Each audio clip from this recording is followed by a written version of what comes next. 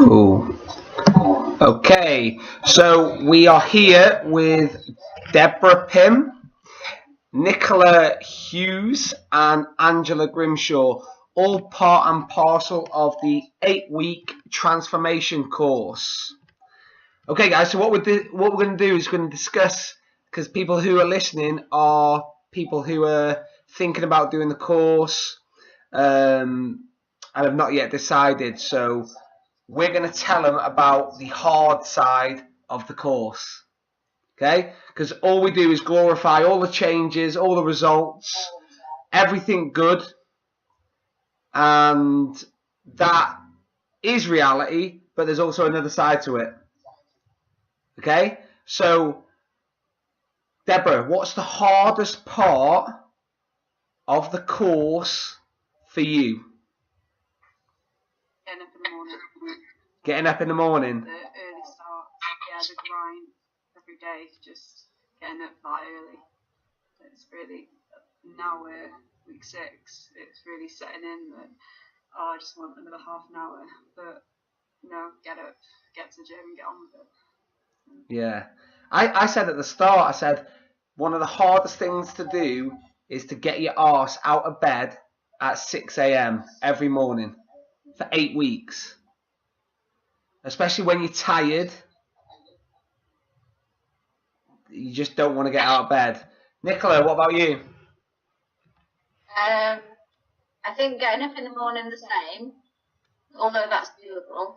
For me, it's getting back and doing the school run and fitting in home life and then doing a full day's work and then and still needing to get the kids to their after school activity and not always missing out on the bedtime routine.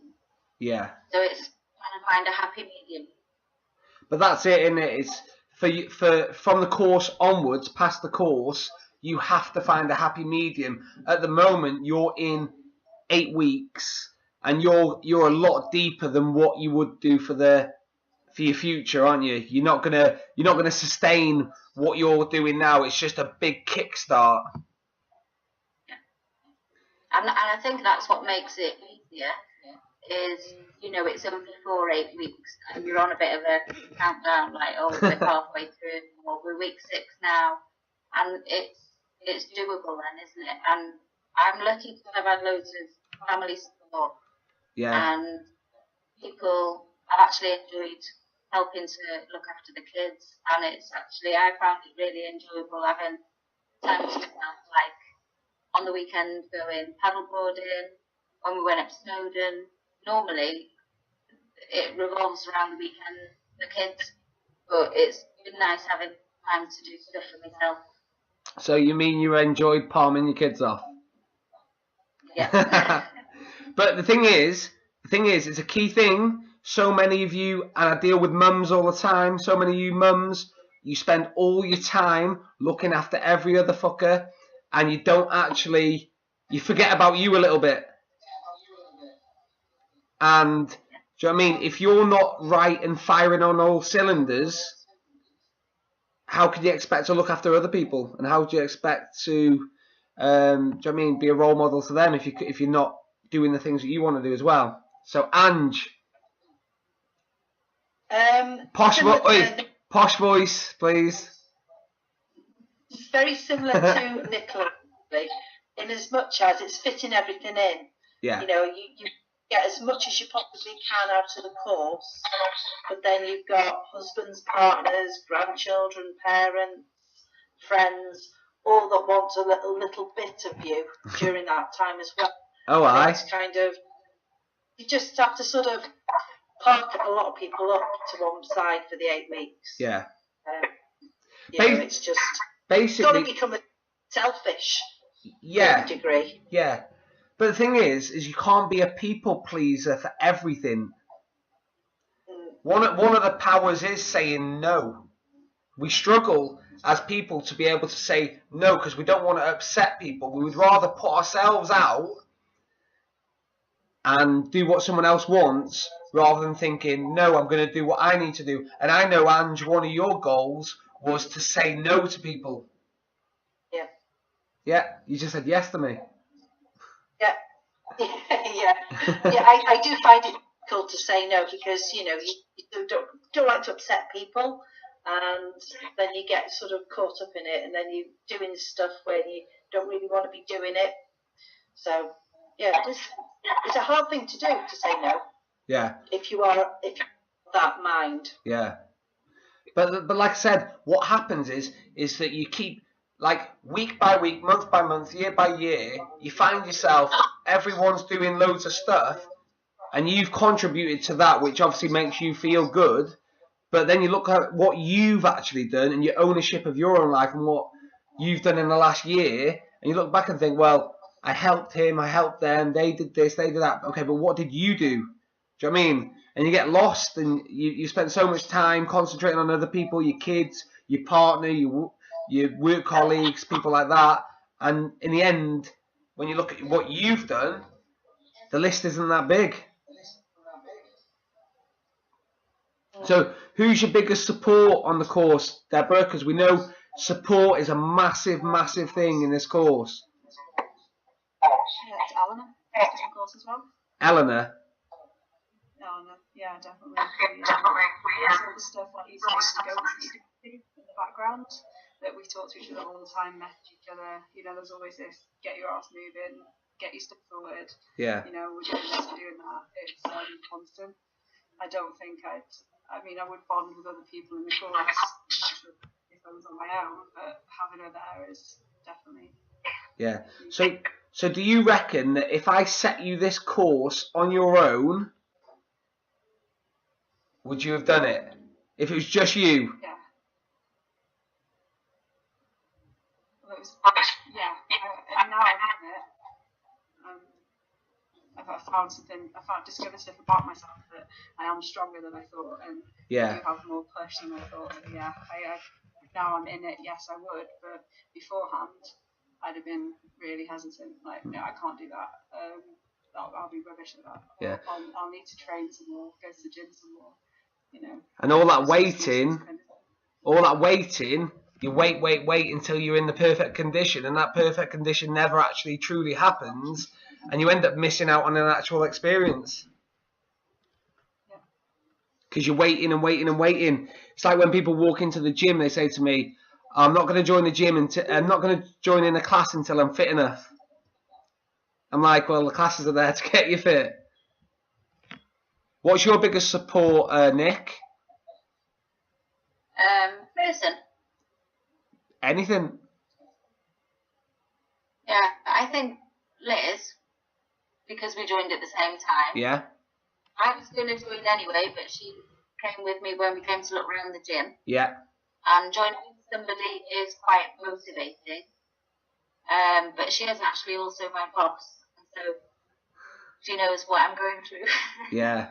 And makes things easier at work. But I would have done it anyway by myself, and I found the first week, because Liz wasn't there anyway, everyone was really supportive, and I think immediately you were made to feel welcome, and immediately you were made to do stuff as a group, which really helped. Yeah. Because I feel personally that the better the group bonds, the more successful the individuals in the group are. Because obviously we have team challenges, we do things, and everyone, you don't want to let people down. Do you know what I mean? As much as you want to try your best, you want to make sure that you do your best for everyone else as well. You don't want to look like you're not doing stuff. Ange, what's yours? Biggest support? Pardon?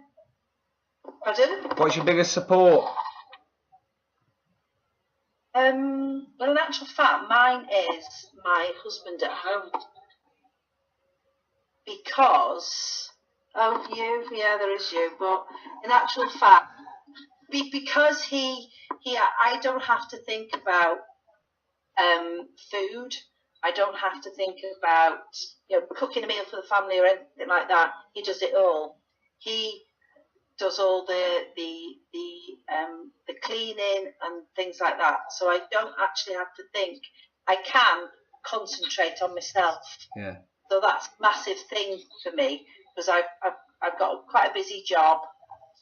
When I'm doing this, I did the previous one, and then I'm doing this one, and all I'm thinking about is work and gym. Those are the only two things I really have to think about. Yeah. Without him sort of in the background doing everything for me, I don't have to think about it. That's great.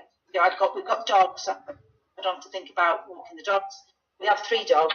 He does it all. So, Yeah. You are lucky, because there are people in exercise and on the courses where their partners aren't as helpful, and I find it quite hard to swallow in the fact that you are with someone, they love you, you love them, you're trying to improve in any way, shape or form, and not all partners are as supportive as obviously yours is. So obviously you can understand why people struggle if their partners or the kids or their family's not as supportive, because it makes you feel like you're doing something wrong, you're neglecting your kids. So all these type of things can get thrown at you. You're being selfish, when in fact all you're doing is trying to improve. So Deborah, what's the thing that you've learned about yourself the most to this date, to this time right now? The one biggest thing. What do you know now about Deborah Pym that you didn't already know? I can actually exercise. Okay. Pretty okay. I avoided the gym for forever. I joined the Sun Centre one for 3 months when I was a cross trainer. That was it. Didn't do anything. I relied on my jobs to keep me fit because I stood up all the time. Yeah. So actually be in the gym and be doing exercise. So what was it about exercise that you thought you couldn't do? Weight and my body shape. I always use my chest to avoid it. Like, I can't run, or I can't do that. Yeah. Like really rubbish excuses as well. I was rubbish in PE at school, so obviously I can't exercise at all. But you can exercise because you've done it really, really well. Yeah, really enjoying it as well. Nicola, that's new. Yeah, I enjoy exercise. There you go. That's the thing I learned about myself. What's your biggest thing that you've learned about you so far? The biggest thing. What's the biggest thing from the start of the course to now? What have you learned about yourself? That I have got some willpower. You've got willpower. Did you think you had none? Well, yeah, because I'd be like, I can't stick to a diet, I've got no willpower. I can't stick to a exercise class because I've got no willpower. I'd join things, do a couple of weeks, and then the novelty would wear off. Yeah. But this time I was determined to complete the 8 weeks. Yeah. That's the thing. A lot of it's people, the excitement phase. So that initial excitement where everything feels good, it's all new, and then all of a sudden, it's like after a couple of weeks you think, shit, how am I going to be able to keep this up? And then that's why people when they start too strong in exercise, they think, like, especially if their results aren't good, they're thinking, oh, I'm doing all this, my results aren't very good. I don't even think I can sustain what I'm doing and my results are poor. So how am I going to up my effort to get this results when I can't even sustain it? And that comes down to nutrition, which we're going to get onto it in a second.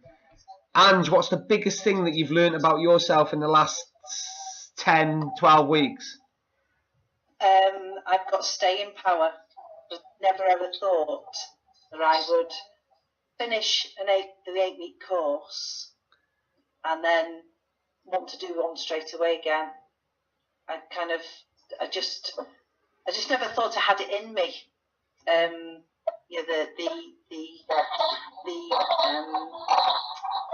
Yes, it's just the staying power.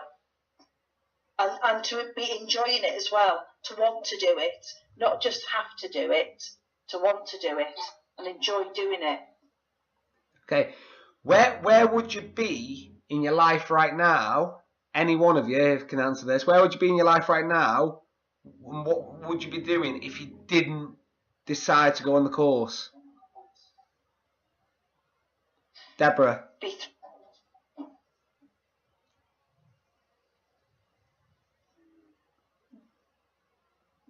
Not 100% sure. I definitely wouldn't be where I am with like set a goal for a year, not just for 8 weeks as well. So, I mean, I joined the gym in January, but a lot of that drive came from signing up on the course in January as well. Yeah. So it wasn't. I probably wouldn't have the same push. So I really can't answer. I honestly don't know. It would definitely be in a more sorry state. Yeah. Sure. So basically nothing would have changed. No, it could have gotten worse if anything. Yeah. So I could have not. I could have just left my Christmas weight on and just carried on in my master trousers and hoped that Weight Watchers would go well and I'd stick to it. I tell you what, if hope made people fit and healthy and slim, a lot of people would be like that at night, hoping themselves fit. I don't think hope works. What about you, Nick? You just still be in your whirlwind of a kid's life. Yeah, you just get into a bad routine and you just don't look after yourself. Yeah. I'll probably be in Evans's by now. Evans's. I'm waiting till I lose a bit more weight and then go and treat myself shopping. Yeah. But it's, I think I started going to yoga classes because I saw an advert saying you're too stiff to do yoga, and that was, a real. And then I think it's the same with exercise. You can't say you're too unfit to exercise. Yeah. Because exercising is obviously the cure or what you need to do. And I think that's what changed my mindset. Yeah. Otherwise, I'd still be just putting on weight and being less active. Yeah. And obviously, at the end of the day, you've got kids and you want to be a role model, don't you? Yeah. That's it. Like when I exercise and stuff, I want to encourage my kids to be, but I want to encourage them to be active, be fit. And when they look at me, I want them to think, oh my God, my dad does this, X, Y, and Z. My dad goes paddleboarding. My dad walks up Snowdon. My dad plays football. My dad does this. What does your dad do? Oh, he goes right down the pub and has a pint. It's like I want to inspire like the people around me to do stuff. So nutritionally, guys, obviously this is where all the magic happens with nutrition. With people that are listening now, if you could all say something different, hopefully, but what's your biggest area in nutrition that you feel you've learned and has given you the best results? Deb. Carbs.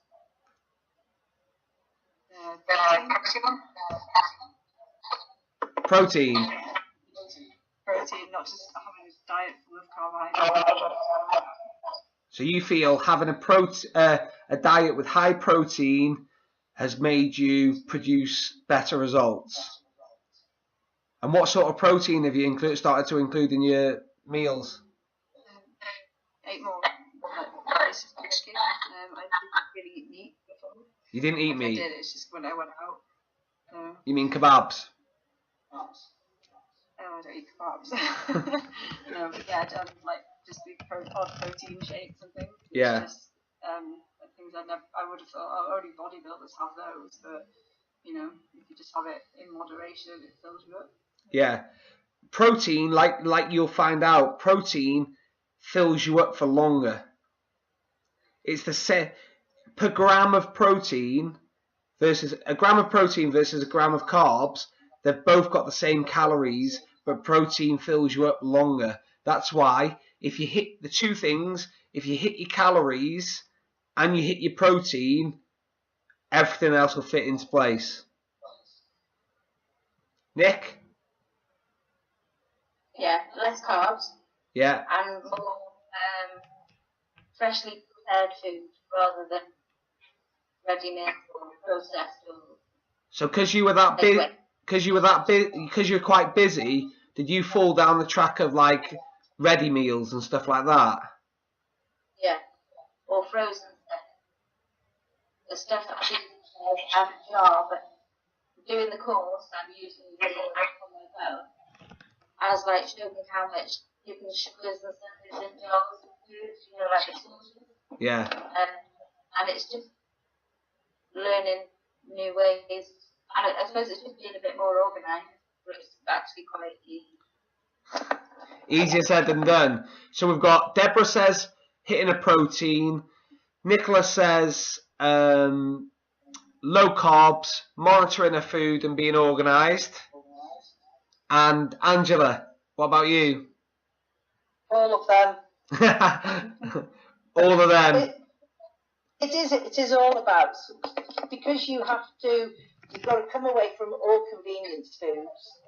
You've got to sort of do everything from scratch, you know, sort of buying your fresh fruit, veg and everything, and your chicken and nothing. I've not really eaten anything processed for weeks and weeks. Yeah. You know, it's been natural food. But that takes planning as well, because Yeah. it takes time to get it, as opposed to just getting something out of the freezer and shoving it in the oven. You know, I'm lucky in as much as I'm not doing that.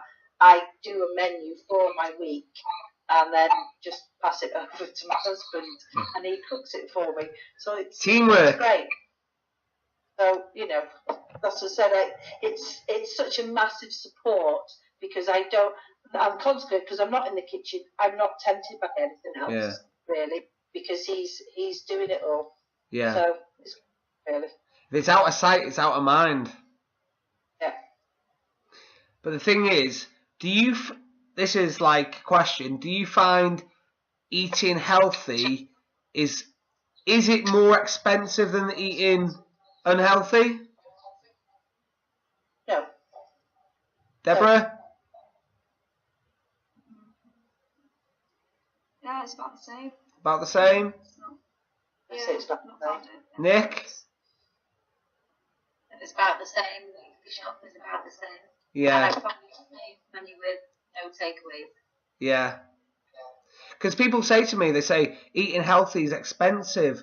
But I don't personally think it is, because when I plan my meals and stuff, they don't add up to that much, where I can like bang out 30, 40 quid on an actual, you know, like if I went out for a meal out, like, or if I ordered like a takeaway or whatever with drinks or whatever, it can be that much. Where if you plan and prep your food and you do it in like not individual meals, but like in like bulk, or you have the same for you have your evening meal and you take some of it for dinner the next day to work, utilizing some of them ideas. It doesn't work out any more expensive, and that's just one of the excuses that I do hear as a reason as to why people don't want to eat healthy. Forget about feeling good; people just don't want to spend their money on themselves. Go on. I was just going to say, I've definitely got a lot less wastage. I hardly waste any food at all. It's all organised. You know, I'm not throwing stuff away because I don't like it or I can't eat it. Yeah. So heading back obviously into the course. Obviously you've learned different things about yourselves. What's been there must have been one moment in there in the course that like you've been at a low point, or you've seriously doubted yourself, or anything along those lines, or you thought you couldn't do it? Was there a particular moment in the course where you thought, I can't do this anymore, or I can't do that task, or you've had doubts, Deb? Yeah, week 3, day 2. Week 3, day 2. It's Yeah.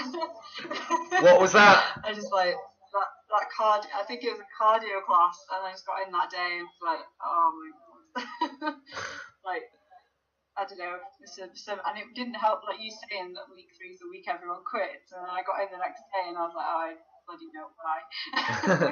No, because do you know you said before? You said, Nicola said she does stuff for 2 weeks and then she stops. Nicola said that. Yeah? And how ironic that you said that, in the fact that I had said the 3rd week is the area where most people quit. Because it's the 2 week excitement syndrome.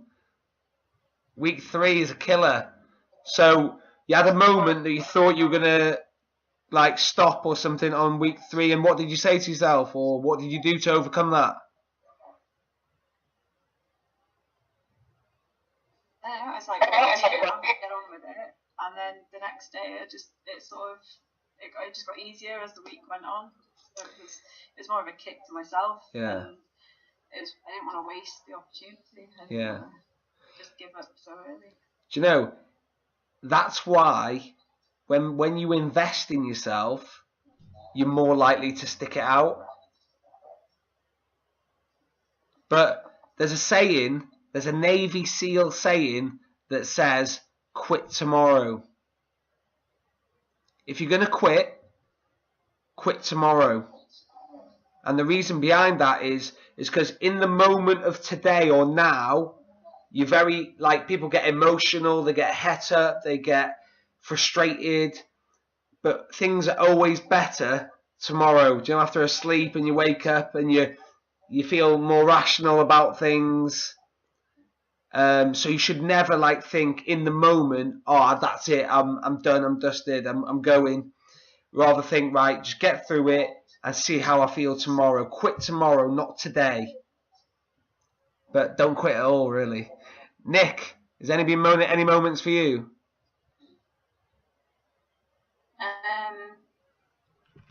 The week we did the stretcher challenge. It was a hard week. What was the stretcher challenge? Carrying 6 sandbags on the stretcher. 6 for like 25 miles. I think because it was a group challenge, it made it easier because it was a team effort. But the day after that, I was physically exhausted, I felt. Yeah. And that week, I can't remember if it was week 3 or 4, but I was struggling. It's probably week 3. Ange.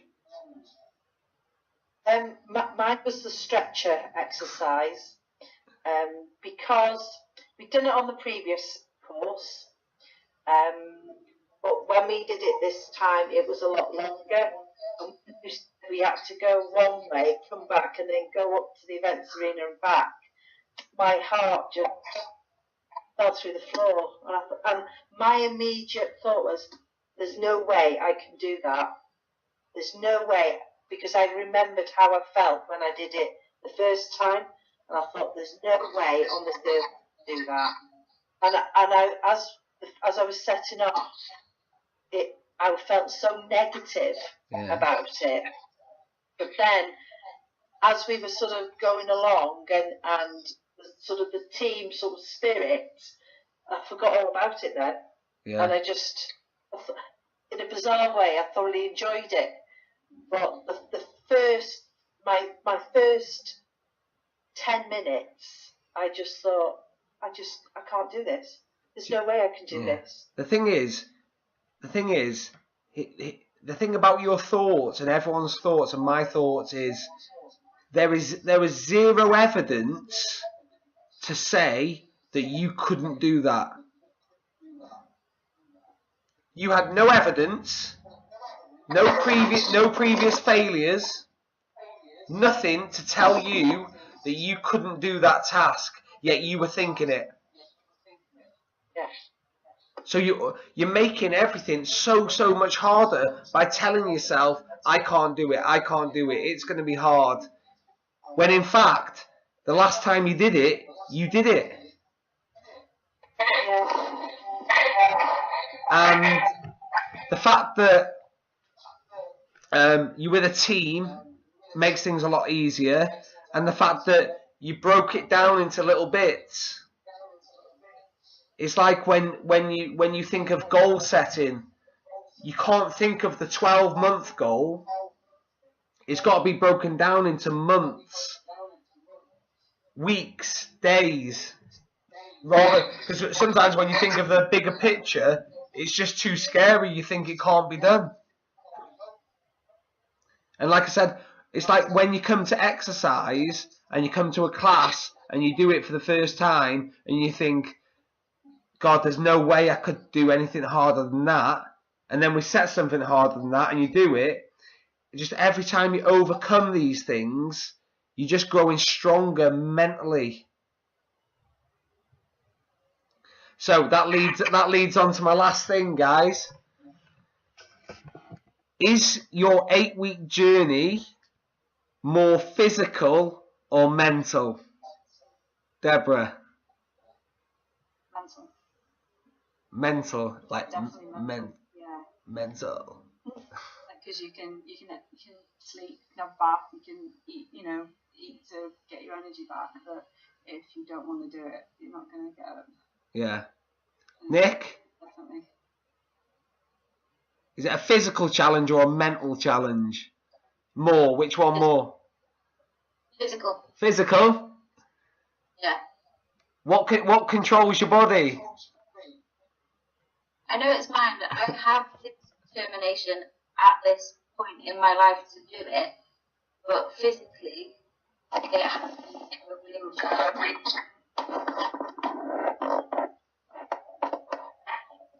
Ange, stop shaking your laptop about. It's an iPad, so Oh, yeah, iPad. I'm trying to. Nick, say that again.